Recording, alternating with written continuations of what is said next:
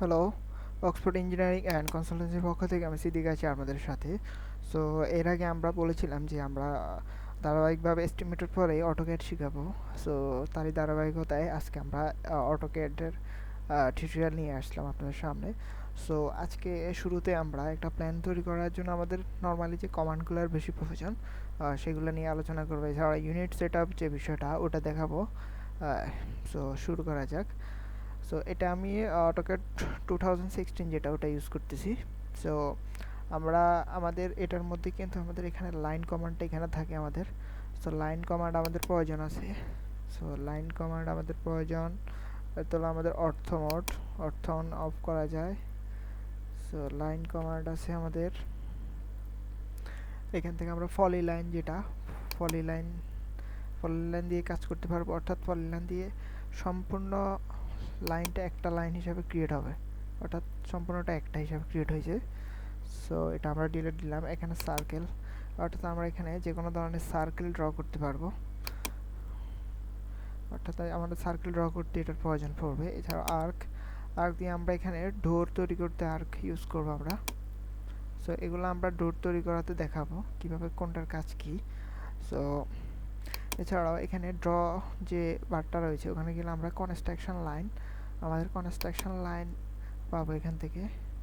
Construction line আমরা কোন horizontal নেব না ভার্টিক্যাল নেব সেটা নেওয়ার জন্য আমরা এখানে কনস্ট্রাকশন লাইনে ক্লিক করব। ক্লিক করার পর এখানে নিচে হরিজন্টাল আর ভার্টিক্যাল আছে।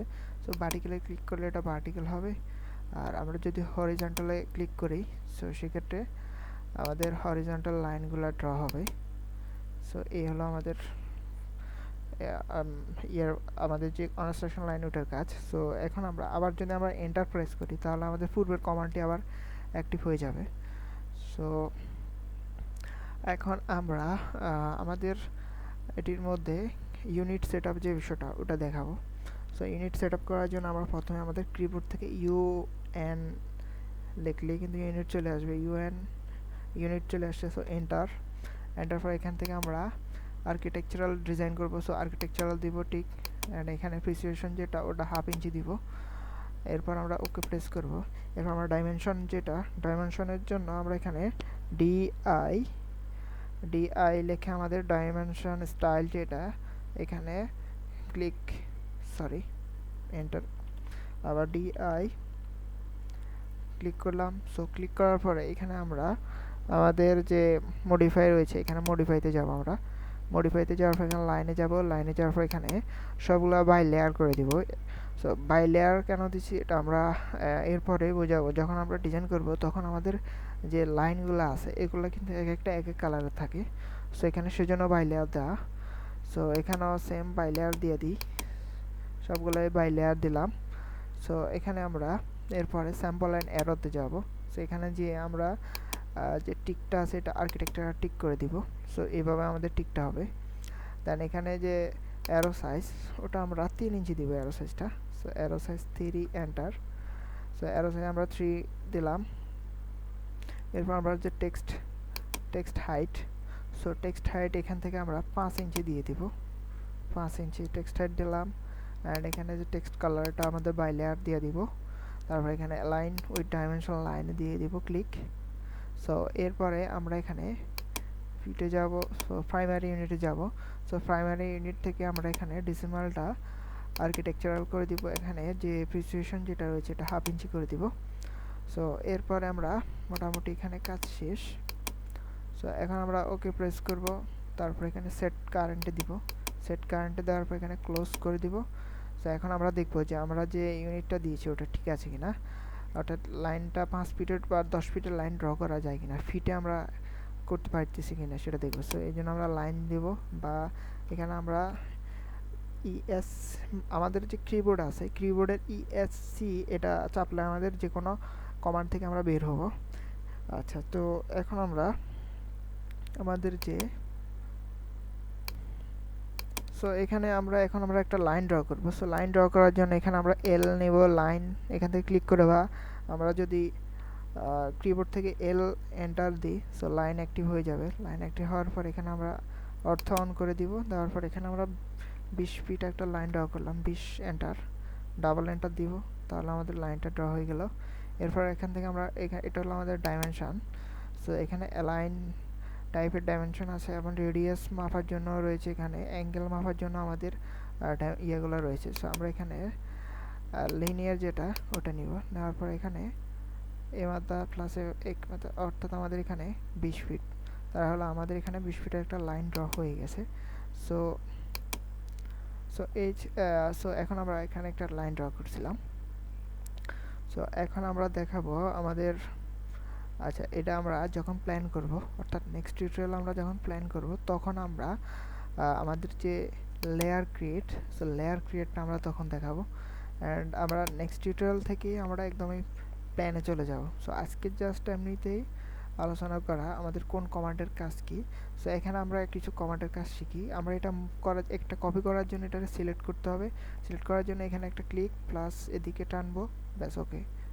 যদি আমরা এভাবে টেনে চেপে ধরে রাখি তাহলে কিন্তু এভাবে হয়ে যাবে।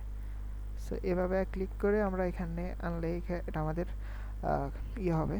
সো আমরা এখানে CO দিলে আমরা এটা কপি করতে পারবো, CO কপি। সো এখানে কপি করলাম।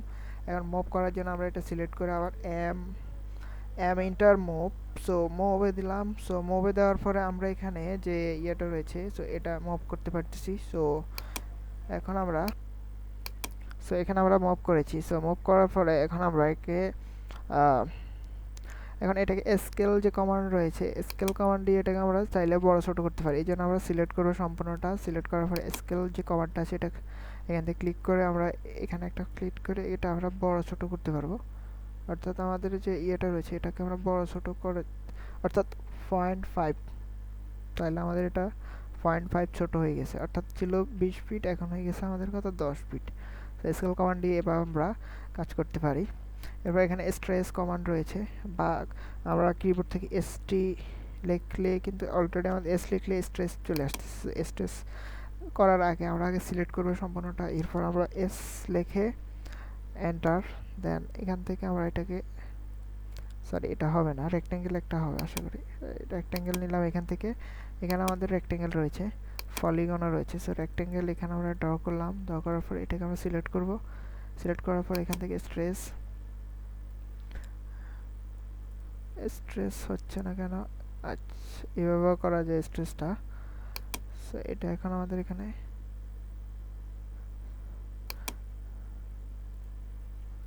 আচ্ছা যাই হোক, আমরা আপাতত এভাবে করে আমরা যখন প্ল্যান করবো, সো সেক্ষেত্রে তখন আমরা স্ট্রেচের যে ব্যাপারটা ওটা প্রপারলি করতে পারবো। সো যাই হোক, তবে স্ট্রেস এভাবেই করে, ST দিলে এখন হচ্ছে না, বুঝতেছি না। আচ্ছা যাই হোক, সো অফসেটের যে বিষয়টা, অফসেট করার জন্য আমরা সম্পূর্ণটা সিলেক্ট করব। এখান থেকে OF লিখলে আমাদের কিবোর্ড থেকে OF এন্টার লিখলে আমাদের অফসেট হবে। দেন এখানে একটা সিলেক্ট করার পর আমরা 5 ইঞ্চি অফসেট করলে এখানে 5, তারপরে শিফট চেপে ধরবো আমরা। ধরার পর এখানে মাউস থেকে ইঞ্চি ক্লিক করব, তারপর এন্টার দিব, ব্যাস 5 ইঞ্চি আমাদের অফসেট হয়ে গেছে। সো এভাবে আমরা অফসেটের কাজগুলো করতে পারবো।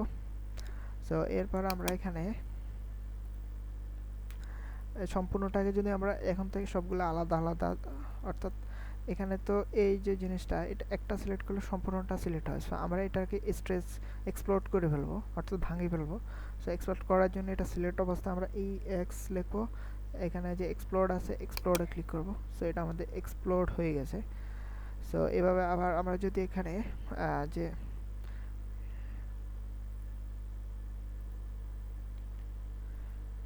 সরি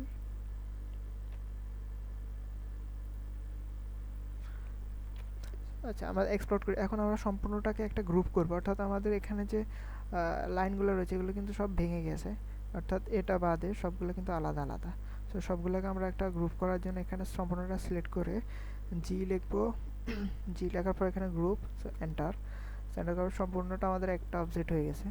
সো এভাবে আমরা গ্রুপ করতে পারবো। এখন এটাকে আনগ্রুপ করার জন্য আমরা UN লিখে এন্টার দেব। UN লিখে এন্টার দিলে এটা আমাদের আনগ্রুপ হবে।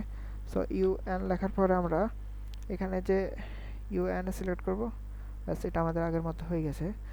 সো এভাবে আমরা আমাদের ফাইলটিকে গ্রুপ আনগ্রুপ করতে পারবো। এছাড়াও কালার চেঞ্জ করার জন্য এখান থেকে আমরা এখানে কালার দিতে পারবো, এখান থেকে অনেক ধরনের কালার দিতে পারবো। তবে আমরা এগুলো সব লেয়ারে কাজ করব। এবং এখানে টেক্সট কমান্ডের সাহায্যে আমরা টেক্সট ড্র করব।